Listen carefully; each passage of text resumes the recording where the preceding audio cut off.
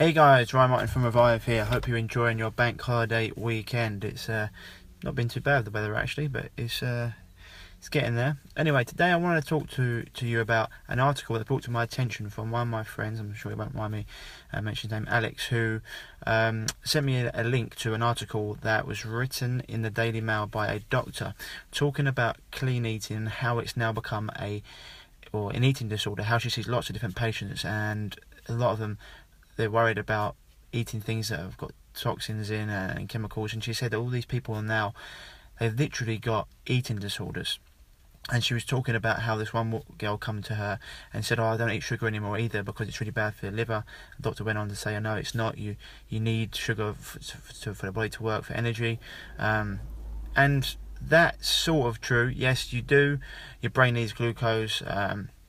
Works off of glucose, and your body can use sugar, can use carbohydrates and sugar as energy, but the body's very, very clever and it can adapt. It can use fat as energy. So depending on what way you want to go down, what road you want to go down, you can use fat for energy, you can use carbohydrates for energy, the body can use protein for energy. It's very, very clever.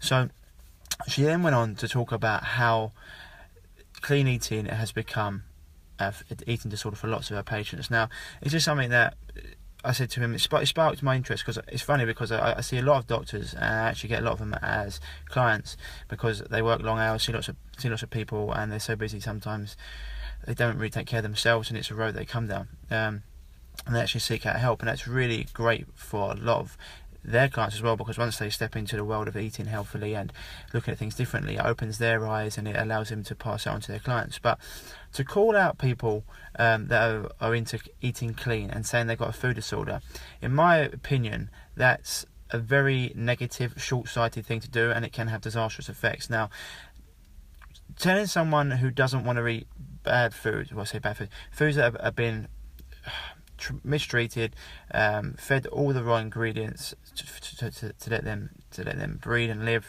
been pumped full of toxins, hormones, vegetables that have been sprayed with pesticides, herbicides, larvicides, insecticides, rodenticides, chemical fertilizer, etc. To tell people that don't want to eat that they've got an eating disorder, that's just complete rubbish.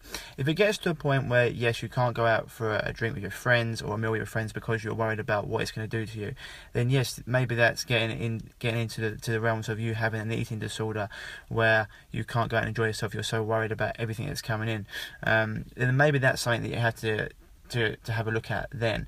And don't get me wrong, eating disorders are very, very real, and they affect a lot of people. Majority of them, I'd say, are not around clean eating. They're actually around body image, and even sometimes with the mental side of it, by being told people are not good enough, they don't look good enough, and that's where it comes into. But people who want to avoid food that has been mass produced, farmed, designer drugs, everything like that, that's not an eating disorder. That's just taking care of their health, building their immunity, and really caring about what they're putting in their body, because they know the disastrous effects that can lead if they don't do that. So looking out for the best food that they can get, going to restaurants that are sustainable and have organic food, etc. That's not having an eating disorder. As I said before, if it gets to the point where you can't go out with any of your friends and you can't go and have social time because of that, then yeah, I reckon that could be going to the realms of eating disorder. But don't take everything, these popcorn headlines, take them with a massive pinch of salt, with a lot of salt, because they're just there to grab your attention. And don't start thinking, oh my god, I've got an eating disorder because I like to eat healthy. Look at yourself, look at what you're going through, and it's all up to the individual and how you're going to go about it. So don't start. My friend brought this article to my attention. It's like, oh my god, does this sort of stuff really annoy you? And it doesn't annoy me, because most people realise that a lot of stuff that goes on in the newspapers, it is just for dramatic effect, and it is a lot of nonsense. But a lot of people will read that, and it can have an effect of like, oh my god, because I want to eat clean, I've got an eating disorder, I need to stop this, and just go out and eat rubbish. So if that happened, that would annoy me.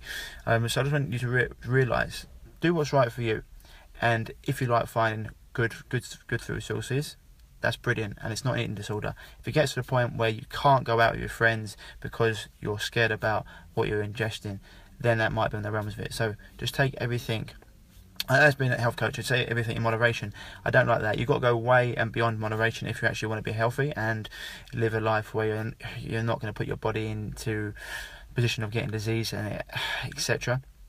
But there is a line, and eating clean isn't an eating disorder. But if you go into neurosis about it, yes, it can become. So just take all these headlines with a massive pinch of salt, guys, okay? I hope that's helped.